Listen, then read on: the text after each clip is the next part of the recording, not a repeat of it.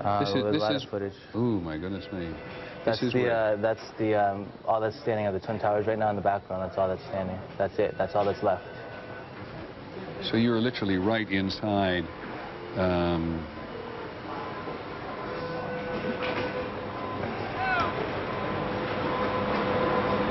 What time did you actually photograph? I don't even know. That was actually, I rode my motorcycle right up from there. That was like about an hour ago, not even. And this is right at the center of where the trade towers stood. You can see, like, when you see the firemen, there's nothing they can do. It's just like amazing. You must have been frightened at the very least to be there. I mean, I was just thinking to myself what a powerful act of ignorance it was, really. It's amazing. And this is the building adjacent to... That's the Twin Towers. That was the Twin Tower. That was the other tower. And then we went up more into there. You know, I just thought to myself I can smell it, but in fact what I can do is smell your shirt. Yeah. You brought the smell of disaster with you on your T-shirt. Were there other people in there? I don't see anybody sort of. Do you know? No, I was with one other person I ran into there, who actually somebody I know, and he was photographing as well. And it was just us two and the firemen. It's funny, I ran into my friend right there who's also taking pictures. He should be somewhere. They probably edited him out. It's absolutely... Look at that. That's all that's left. Do you know whether that's the South Tower or the North Tower? That's the South Tower. And you saw no sign of life in here whatsoever? No, I went all the way right there. Like, I don't know if they edited it out yet, but there's a big hole going down to the ground. There's nobody. And then we ran into somebody else and said they haven't seen anybody. Nobody. But the firemen said, you know, that there's been a lot of people dead, like a lot of firemen died. Because there were firemen in the building at the time trying to help people evacuate from the building. Yeah, they said 200 people died. I thought the fireman I saw too said 200 people died already. And this wall here, this is from part of the tower itself? Yeah, that's the South Tower, the lobby. And it's all the smoke and there's still fire going on in there right now.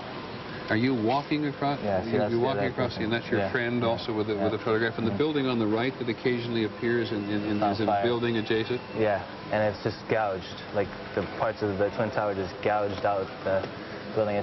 See, that's the concourse below. That's going down like 20 feet or so. But that's the part that's crazy. It's just that's all that's left. Did you hear anything while you were in there? Just like cracklings and pops and stuff. See, that's the guy who's been looking for his friends, and he didn't find anybody either. And do we know who this person is? No, he was speaking Russian. Really? Looking through the devastation. And this now is what? This is a party, actually. So. Last night? No, it's a while ago, but. Where was the party in? That was in PS1. Oh, so you just simply decided to go in there to see what you could photograph? Yeah, I wanted to, because it's funny because the name of my magazine is Prophecy, and we had just shot the Twin Towers last night. My photographer Amy had just been shooting it with a 4x5 format last night, and I hadn't spoken to her yet. And then my friend called me this morning and said, "Did you hear what happened?" And I said, "No." And then, so I went to, like I said, I went to the city to see Amy because I couldn't reach her. All the phones were down. And so I went right to the site. Were you doing a feature on the Twin Towers, were you? Well, basically I was photographing the Twin Towers for the power of the Twin Towers, architecturally and like metaphorically, what they stood for. Then, you know, these people, you know, wanted to destroy them. I was kind of, you know, I was observing them more. We have been shooting it for over a week. Really? And it's ended in this vulnerable place? Yeah. Can I just get one other thing clear? You managed to get right onto the site itself, right onto the top of one of the two towers. Right. But I couldn't see any police, I couldn't see any fire department. Well, they were all back there. I went right into it. They were all like just around it. Did you have any sense when you were walking on it that it was too dangerous to be on? No. Well, you know, they were when we first started walking in, the fire people were all like, "No, don't go." But we just went in. And we wanted to see. And you never heard a sound except the sound of there was no people, there was no nothing. There were just glass breaking and stuff like that. Well, Kevin, thank you for this. Kevin Sudavi, he's a publisher of a magazine called Prophecy, and thanks very much, Kevin, for coming. Anything else you can think of?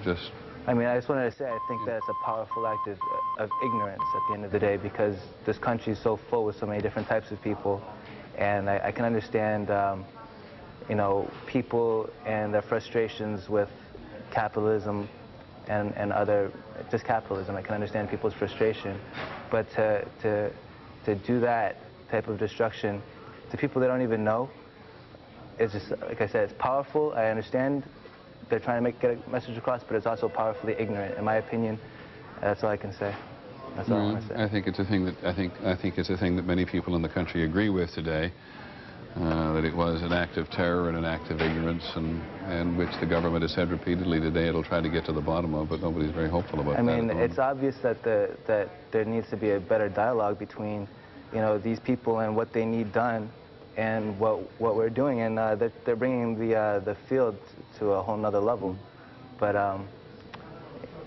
like I said, I understand to an extent, but it needs to go further than what they're doing. Well, we're grateful as a news organization that you decided to bring that video in here. Thanks very much, Kevin Sudavi, because it gives us the closest, the most intimate sense we have seen yet of what it is like at ground zero in terms of the building collapsing in on itself. And I think that George Stephanopoulos can add to the status of the building, and also, George, to the current police activity. Weren't you a bit surprised to see nobody in there besides young Mr. Sudavi? Nobody at all. It really was surprising, although it did accord with what we had heard earlier, Peter, and now we've just heard from one of our reporters, Lucy Kerrigan, who's gotten quite close, that the police are actually pulling back from the scene right now. The police and other rescue personnel are pulling back from the scene because they're concerned about two things. Number one, all of the asbestos in the air coming out from that smoke from the collapsing building, and secondly, the possibility of other buildings collapsing in the area. So they've actually pulled away now from ground zero, if you will. Secondly, Peter, another grim note.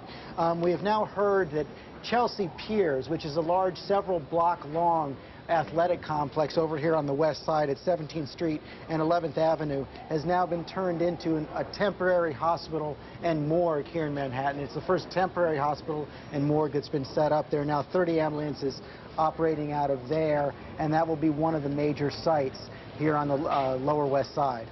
Thanks very much, George. Actually, we're now looking at some more footage that Kevin Sudavi's taking. Kevin, just tell us where this is. What is this? This is that's on the West End Highway, and I can't remember the other street. You can't tell this.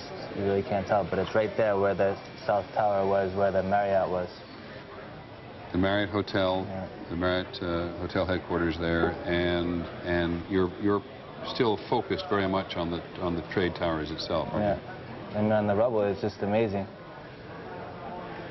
The cars, the ambulances are all crushed. Lights are still going. Horns are still being, are still blowing.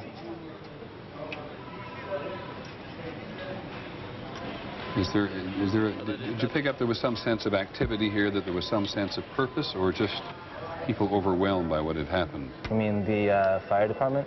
Fire department, the police, the other rescue services? There was nothing they could do. They said that there were already 200 firemen dead. They were just, it was futile. They said it's bigger than there's not enough people. There's just a handful of people there. Because so many firemen were working to get other people out when this actually happened.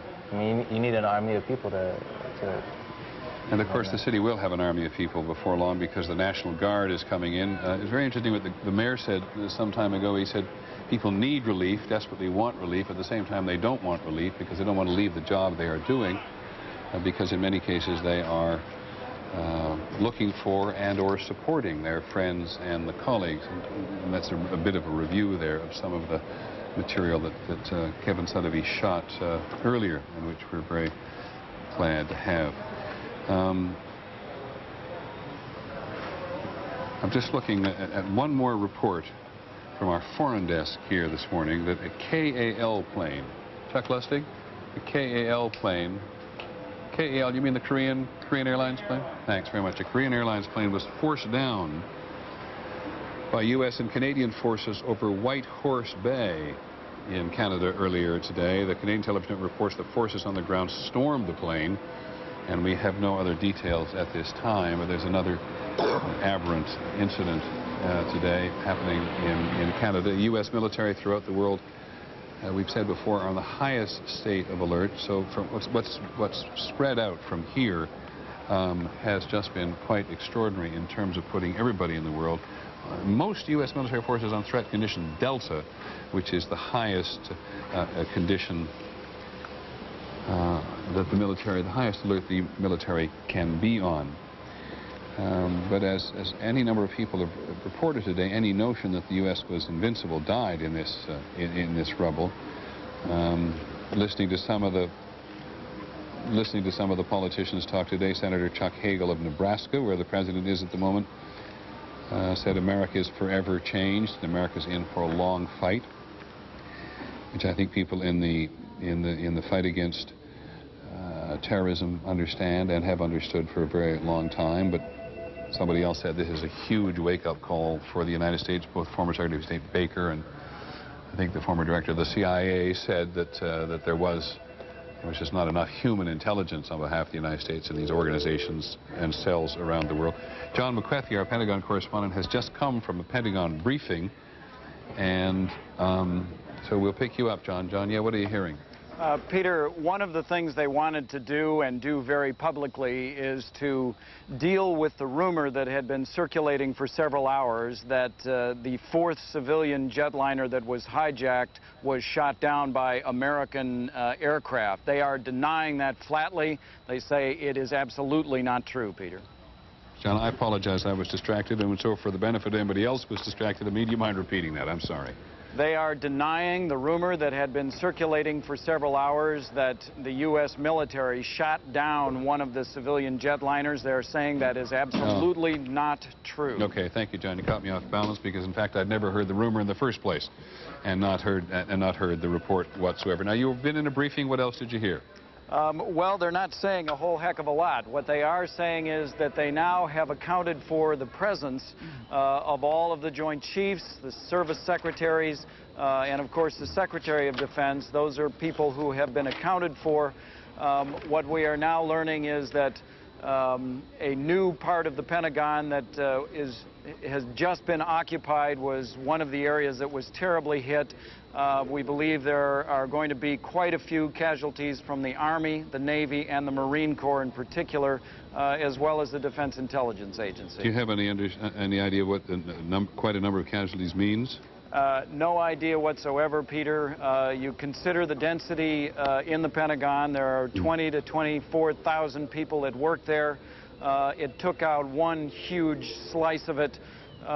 So you have to do your own arithmetic. If you look at the size of the gash over my shoulder, you have to believe that there are many, many hundreds of people who died. And what have the briefers had to say this afternoon, John, about the state of alert in the world generally, with all U.S. forces on such a state of alert? I'm sorry, before you go to that, we're just looking at a picture which gives us, I think, the best view yet, if this is an accurate drawing, of what the degree of damage or penetration of the plane will have been to the Pentagon. I'm not sure that's absolutely accurate, but by the way, ABC's Ann Compton tells us the president may be on the move again, and ABC's Charlie Gibson has information as well. Charlie? Well, Peter, there's going to be hundreds, I guess, and we don't know the number of personal stories that are going to come out of this. People who have died in the World Trade Center or at the Pentagon or on the airplanes that were hijacked and crashed in various places. We now understand the wife of Ted Olson. He is the Solicitor General of the United States. America came to know him because he's the man who argued the president's case in front of the Supreme Court, George W. Bush's case in front of the Supreme Court. He was not yet president when the case of the Florida election was being disputed before the Supreme Court. Ted Olson's wife, Barbara, who is a former federal prosecutor herself, she was on the plane that crashed into the Pentagon. We had heard this from friends of the family. Regrettably, it has now been confirmed. She apparently was able to make a phone call to her husband, the Solicitor General, Ted Olson, and tell him they were being hijacked, that all of those on board the plane, that is American Airlines Flight 77, that had taken off from Dulles Airport heading for Los Angeles this morning, a 757, that had 64 people aboard. All of the passengers had been herded into the back of the plane. She was able to get a call out saying they were in the process of being hijacked, and then shortly after that, the plane crashed into the Pentagon. She was herself, as I say, a former federal prosecutor. She had also become familiar, I think, to many in the viewing audience of television as a commentator recently over the situation of Gary Condit. Indeed, I'd had a chance to talk with her a couple of times on Good Morning America just in the past couple of weeks. So we're going to hear hundreds of these stories of people who were killed in the various venues that were affected today. But this one obviously is very painful, the wife of the Solicitor General of the United States. Peter? Thanks very much, Charlie. And I think in the whole day, this is the first name we've had of anybody who's died. The first name, the first personality, I mean, to hundreds and thousands of families around the country. The names and personalities are all many familiar. People they fear are in trouble, who know they're in trouble, who've been confirmed they're in trouble.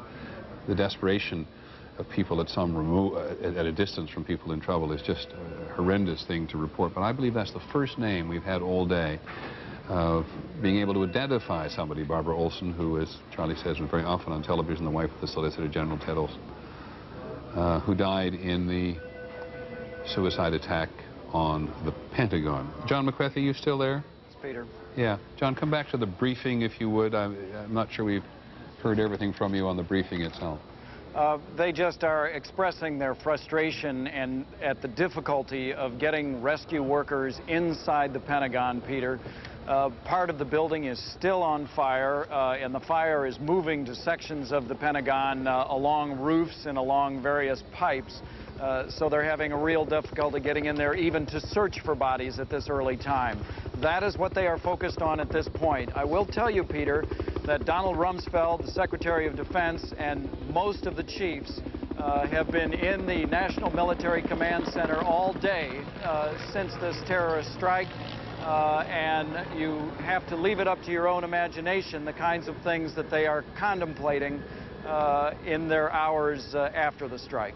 Okay, John, thank you very much indeed. John McCarthy, who's been at the Pentagon all day and was in the other side of the Pentagon when this aircraft was crashed into the Pentagon today. We now know, with all of the passengers on board, at least in this one phone call herded to the back of the plane, who went from being passengers to hostages in a matter of seconds and minutes. And John, who was working on the other side of the Pentagon, has said a couple of times that just on the other side of the Pentagon, you just felt this huge, just knew exactly that something had gone by. And when he first described the width of the gash and the height of the gash, 6 stories high, 200 feet wide, which you can't appreciate on television, quite frankly, as much as you think you can. And we've had several reports in from Martha Raddatz at the State Department, which I think most of them we've had on the air so far, which was the State Department ordered U.S. embassies around the world to close for the day, but it's up to the individual embassy, given the situation that they think is appropriate in their region. Many have closed for the day. Secretary of State Powell, who's been in Colombia, is on his way home tonight, but we do not know actually where he is at the moment. I told you just a moment ago that Ann Compton, who's been with President Bush all day, believes that he is on the move, or they are on the move again, and one can only believe, I shouldn't say that, didn't think they were going to go to Nebraska. We can only imagine that there's this pressure to get the president back to the nation's capital. And the State Department was evacuated at the time. There's actually been a worldwide caution about terrorist activity out and about universally since the 7th of September. But it had absolutely nothing whatsoever to do with what happened in New York City and in Washington today, and what potentially happened, we're told, at Camp David, based on the information from one passenger who called 911 from the United Airlines that crashed near Johnstown, which said that they were headed in the direction of Camp David. The New York Stock Exchange and the American Stock Exchange have both announced that they will not trade tomorrow, and they will make a decision tomorrow on when trading will resume. The country has, in many ways, come to a halt. Not completely by any means, because every politician has spoken and had a chance to speak today has made the point that if you change too much in the country, you're doing exactly what the terrorists and their allies would like you to do. Linda Douglas on Capitol Hill. Linda. Good afternoon. This is Maureen Bunyan with Del Walters at ABC 7. We are showing you a live picture of the fire which is still going on at the Pentagon this afternoon. This is in the wake of this terrible terrorist incident early this morning. So far, there have not been accounts of all the personnel in the Pentagon. Rescue efforts of those who are injured and in that building still going on, as you can see. And just a little while ago, there was a briefing outside the Pentagon about the situation there. Let's show you what the Pentagon officials had to say. Right now, they're still working on the fire. We have smoke throughout the building. We're fortunate in this part of the building in that the part of where the plane hit, one part of it was just beginning to be occupied. Areas had just been renovated. So part of it was occupied, but not all of it. As I just told you, the Navy and the Marine Corps say that not everyone in the Pentagon has been accounted for so far. If you work in the Pentagon, they want you to call this toll-free number. That's for both civilian and military workers. Please call this number, 1-877-663-6772, and let the Pentagon officials know that you are all right and accounted for. Del? And Maureen, we just received the special late edition of the Washington Post. The headline reads, "Terror hits Pentagon World Trade Center." We'll get a shot of it on camera 3 here. But that is the way that it is officially being recorded, history being recorded as of this day. Undoubtedly, this is one of those days where people will say, I was standing at such and such a place when it happened. We want to bring you up to date also on the number of injuries that are taking place. We have some graphics that we'll bring up on the screen. We are receiving reports that 31 injured parties have been taken to Virginia Hospital Center. Another 5 people are listed in critical condition at the Washington Hospital Center. George Washington Hospital has 2 people still in the emergency room at this point. Alexandria Inova Hospital, we are being told, has 10 people there. Actually, we are being told that is 14 people, 10 of them in fair condition, 1 in critical condition, and 3 in stable. Perhaps if there is any bright side to all of this so far, and I repeat, it is early, but so far we have received no word of any fatalities yet. Yeah, thank you. We go back to ABC News with Peter Jennings right now, of course, but we'll have more for you on ABC 7 News at 5 o'clock this evening. Taken out of the city to a secret location. They hadn't just been moved down the street. Yes, that's right. We have been told that they were taken out of the city. Helicopters came and picked them up on the ground, some of them. We don't know which ones got into the helicopters because it was just too far away for us to see, and took them out of Washington. But okay. It could be to someplace very close. Thanks very much, Linda Douglas. Going to go to Lynn Sher and talk about the aircraft involved today in just a minute. Before we do, just want to give you some other examples of how this has affected the country as a whole. The Emmys, which were going to be held in Los Angeles, the Latin Grammys, which were scheduled, their award ceremonies for tomorrow night, I think the Latin Grammys, have now canceled or postponed their particular celebrations. We told you earlier about some of the other examples, but aside from looking at that list on the screen itself, think of this. Aside from the work stoppages, this is the first time since D-Day in 1944 that organized baseball has wiped out a whole day of regular season play. First time since D-Day in 1944, the landing of the Allied forces on the beaches at Normandy, which led ultimately to the liberation of Europe from the Germans.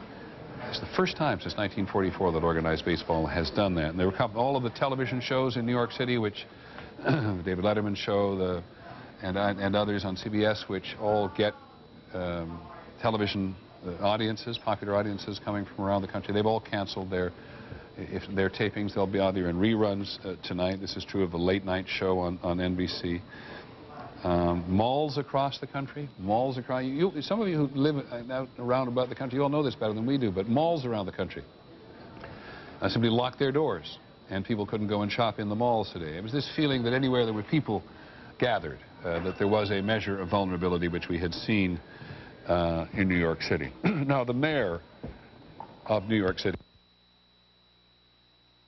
Rudolph Giuliani, says at the moment that at least 2,100 people have been injured and 600 of them taken to hospitals, and that there are 1,500 100 walking wounded who have been taken to Liberty State Park, which is on the other side of the New York harbor there, where the Hudson River meets the harbor.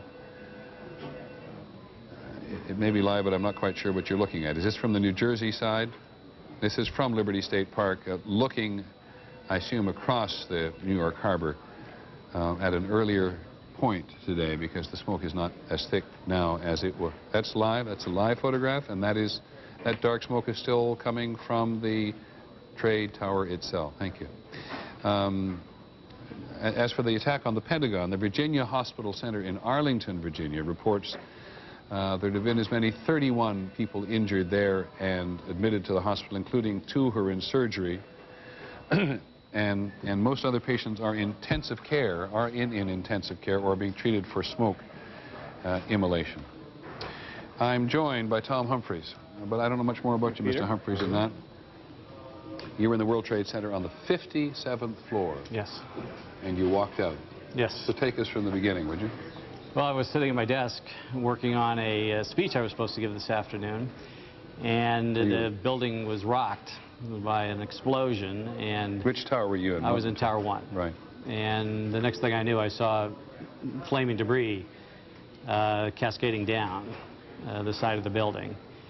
And I was in the '93 bombing, right. And I knew this one was a lot worse. So we went out on the floor. And basically, you worked for business in the building? I worked for a law firm in the building. Right. And basically went on the floor, tried to figure out what was going on, figure out whether we should evacuate or not. About 5 minutes into that, we decided that it was best to get out. You were in the south. You were in the south tower. We were in the north tower. Sorry, in the north tower. North tower, which is One World Trade. Right. Decided that it was time to get out. Our office manager heard that the plane had been, that the building had been hit by an aircraft at the 90th floor. So we assumed that the problem was above us, and that we could evacuate, and that's what folks did. Did you think at the moment that it was a terrorist attack? Did you think it was an accident? Did you have the vaguest idea? I had some idea there was a bombing. Having been in the '93 incident, that kind of explosion just doesn't happen normally. I didn't know what it was. But when I heard there was a plane that hit, I thought that made some sense, and I thought that it was very unlikely that any kind of plane would hit the Trade Center accidentally, you know, on a clear day. So was there how immediate, how deep was the concern in your colleagues and out on the common halls? Was there panic at all? No, that's the one thing. What I found is no panic. People are concerned. People are a little apprehensive, and they want to know what to do.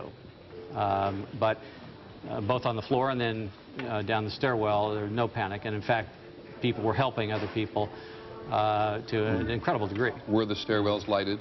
Yes, this time they were. Last time they weren't. This time the stairwells were lighted. There was some smoke, but that was it wasn't nearly as bad. Was there emergency lighting? Yeah, there was. There was no other, you know, there were no fire or police personnel. At that point, you're on your own. Now, you came down from the 57th floor. Were other people coming down from the floors above you and below you? They were coming down from the floors above. There were some injured people that came down, apparently, from floors where this had happened. And so we saw them as well. And how long did it take you to get out of the building? You know, I estimate it took me 45 minutes or more to get out of the building. And in the time that you were coming down, there was another aircraft hit the southern tower. I was on the 44th floor trying to get down, and we heard another explosion. We didn't know what it was. We again saw flaming debris, and I now know that that was the second aircraft that hit. I think you maybe know where I'm going. You were on the 90th floor. It took you 45 minutes. 57th floor. There were people coming down from floors above you. Right. Is it your sense that in at least your tower, before the tower collapsed, everybody or a large percentage of people managed to be evacuated? I think a lot of people got out. First of all, it was 8:45 in the morning, so that's relatively early by New York standards. Right. And then secondly, the first plane that hit, there was time to get out. I think even having said that, there were a lot of people still in that building, including the fire and police personnel, that were trying to come up. So, but my sense is that I know on our floor a lot of people got out. And as you came down, were you joined by people on other floors? Is it a common evacuation passage down through the building? Well, the problem was there was only one stairwell open. The other stairwells were blocked by smoke. And so you had one narrow stairwell, which is what led to the delay in the evacuation. And that's why it took so long to get out. We've told people in the rest of the country fairly regularly that 50,000 people who work in the two trade centers, and you say 8:45 in the morning is a little late for New York City. Well, it's a little early. Sorry, a little early. Yeah. Do you have a feeling that a lot of people hadn't gone into the building at this point today? I know in our offices, we're a law firm, we start at 9:30, and a lot of people were not there yet. Some of the businesses which operate on an earlier schedule, I'm sure everybody was there. Right. But I think that the building wasn't as full as it could have been. If it had been 2 hours later, it would have been much worse. And did you notice today as you went to work or as you came out that it was more sparsely populated? It was about the same. I mean, it was about a normal day. I must confess I'm amazed at how calm you are, having been through not only the 1993 bombing, but this, and walked down by yourself, and you seem perfectly calm. Well, I'm happy to be here. Right. So, and how did people behave as you were evacuating? People, I mean, that was, I saw it again 8 years ago, and I saw it today. People were incredibly calm, and they were helping other people. I fear that some of the people that were helping other people didn't make it out of that building because, they stayed behind, and fire personnel. But people, there was no panic that I saw. And in that environment, you have a narrow stairwell, a lot of people, you don't know what's going on. It's a recipe for disaster, and the people are very, very calm. Could you tell at all, from your perspective on the 57th floor, that when the aircraft hits, which we think is about the 90th floor, at least in the very top part of the building, how many floors were actually damaged at the time, or did people talk at all about the degree of damage that had been done just by the plane hitting before the building collapsed? It was a little hard to tell. You had some people coming down from the higher floors. So people were able to get from the higher floors down through the damaged part of the building? Well, that I don't know. Okay. My sense is that they came down from floors under 90 and were able to get down above 90. I don't know. Okay. I know that in Tower 2, I talked to someone from Tower 2, and they were able to get down from around the 88th floor. They were evacuating. When our tower was hit, they were evacuating, and then their tower was hit. And even so, they were able to get down because they were on the right side of the building. Right. So, and were you there when first Tower 2 and then Tower 1 collapsed? Well, I just had exited the building, and I was out on Church Street, and the way I saw it, Tower 2 came down, the South Tower came down first, and I did see that, yeah. And then I assume you ran. I ran like hell. Yeah, we've seen the video of people just running like hell in every direction to get as far away as possible. And I think the tragedy is that the police and fire personnel that were trying to help people out of that building were right at ground zero when that happened. So you have to give them a lot of credit. As somebody said, we've said several times today, when the folks is running one way, the police and the fire department are running the other way, trying to help. Anything else aside from your survival which strikes you at this several hours after you went through this horrible experience? Well, I mean, I think everybody in this country believes we've got to find the people that did it, and we've got to deal with them. And, I felt this way in 1993, and I think there is no stronger emotion. And, I'm sorry, but this cannot happen in this country. Many thanks, Tom. Really appreciate you helping us to understand. That's Tom Humphreys, who works in a law firm in the Trade Tower. He was in the North Tower on the 57th floor, and he walked out, and you've heard his story. And ABC's Charlie Gibson has been trying to get a handle on some of the other stories which are similar. Charlie? Well, Peter, we've been trying to keep track of the injury situation as it exists. Obviously, the numbers of those who have died today, it's going to be some time before we have any estimates, and properly people in New York and in Washington around the Pentagon are not commenting. They shouldn't, because we don't have any concept. But as you reported a few moments ago, Mayor Giuliani did talk about the numbers of injured, saying at least, and these are very rough numbers, at least 2,100 people injured, 600 taken to hospitals, 1,500 walking wounded, he said, many of whom have been evacuated to New Jersey's Liberty State Park, right across the river, the Hudson River, from where the World Trade Centers were. And we have some further reports. ABC's Cynthia McFadden, who has been down in that area all day long, says that a triage center has been set up on the Chelsea Piers in New York City. Now, the Chelsea Piers is not a hospital area at all. It's an area that used to be shipping piers along the Hudson River on Lower Manhattan, and is now used for recreational purposes. There are tennis courts and golf driving ranges and other things there, meeting rooms, that kind of thing. It's a commercial operation, but a triage center has been set up there, and 50 makeshift operating rooms are being prepped, and hundreds of ambulances are there waiting to take injured away from that facility, but they are doing treatment of people right on the site or nearby at Chelsea Piers. Reports from some of the hospitals that are taking the injured. St. Vincent's Hospital here in New York, the numbers again very rough, but an estimate of over 200 that have been taken in there, 3 dead, 18 in critical condition, and the most chilling quote that you can hear, Dr. Stephen Stern there at St. Vincent's Hospital quoted as saying hundreds of people coming in have been burned from head to toe. Bellevue Hospital reporting more than 100 patients brought in, 2 dead. Beth Israel reporting earlier that 70 patients had been brought in. There are some estimates from hospitals in Virginia near the Pentagon of dozens of people having been brought in there. And I guess the heartening note in all this, hospitals around New York that are not in the immediate vicinity of the World Trade Centers, people saying hundreds of donors are reportedly lined up to give blood outside Beth Israel Medical Center and some others here in New York City. And what I guess is a precursor of what is going to be the kinds of terrible news that we're going to get over the next few days, a spokesman at the medical examiner's office in New York City, the coroner's office, says that for now all of the bodies that are being brought in, dead bodies, will go to the medical examiner's office on First Avenue here in New York. They say they have room for several hundred bodies, and they are making room for more space since they anticipate more bodies will be brought in.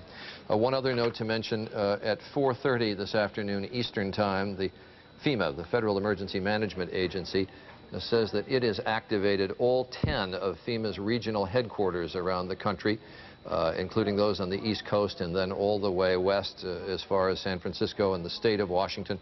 They have activated all of those regional headquarters, activated the Federal Response Plan, which FEMA says brings together 28 federal agencies and the American Red Cross, and 12 urban search and rescue teams are being dispatched. 8 of them are being sent here to New York and 4 to Washington, all deployed to search for victims of what has happened today.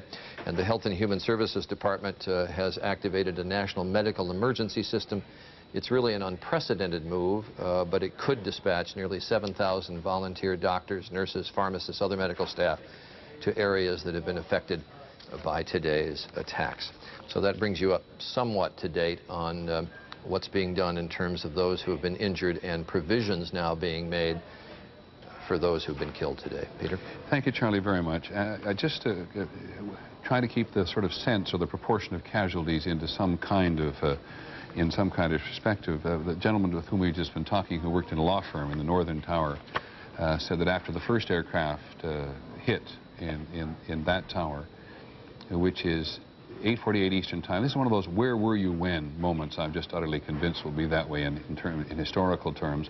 Where were you when the first aircraft and then the second aircraft crashed or were crashed into the Twin Trade Towers in New York City on this day, the 11th of the month?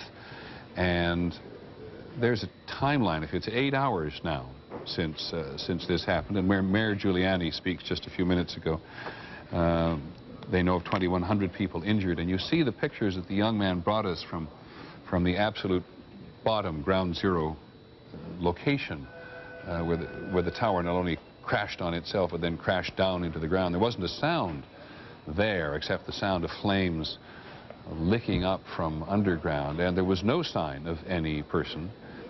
And we know, because we've said it many times, that the fire department and the police department were going inwards, not outwards, when all of this happened.